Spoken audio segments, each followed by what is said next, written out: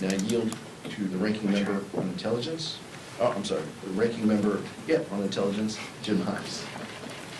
Thanks, Pete. Good morning. The White House press secretary's efforts notwithstanding to sweep this scandal under the carpet, there is a lot of work yet to be done. Since we learned about the disclosures from Jeffrey Goldberg in The Atlantic, the story has, of course, gotten larger. We hear press reports that an allied country provided targeting information and that they were pretty upset about the disclosure of that information. That is something that we need to follow up on. And we still, at this point, as the entity charged with oversight of these things, have no accounting of the breach other than what we've gotten from Jeffrey Goldberg at The Atlantic. Now, I know that Mr. Goldberg was being very, very careful in what information he put out there. So at this moment, we don't even know what information was in the signal chat. So again, the White House press secretary's efforts notwithstanding, the law requires the Director of National Intelligence to undertake an investigation and to report that investigation, the results of that investigation, to the Senate and the House Intelligence Committees. Needless to say,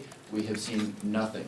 The Democrats on the House Intelligence Committee issued a letter yesterday asking those questions and asking for an investigation, a real investigation, not something that the White House press secretary cooks up out of thin air, with those results reported to the intelligence committees as the law would dictate. And I'll just point out before handing this over to the ranking member of the House Armed Services Committee, it's not just the law.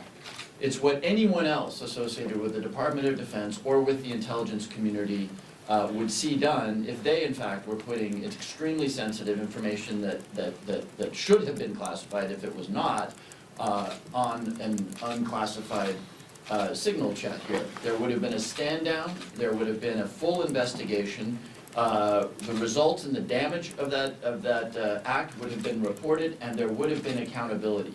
This administration has dodged every single one of those steps, starting with an attack on Jeffrey Goldberg of The Atlantic, who didn't even ask to be put on the signal chat. So the message being sent by this, both inside the Pentagon, from four-star officers down to privates, or inside the intelligence community, from the senior intelligence service, right on down to the recruit, is that you have to play by one set of rules, but our senior-most people play by an entirely different set of rules. And that is not something that we can tolerate in either the DoD or the intelligence community. So we will be following up here to make sure that this story is reported to the Congress, that the full damage or potential damage associated with this signal chat is out there, and that accountability is ultimately visited.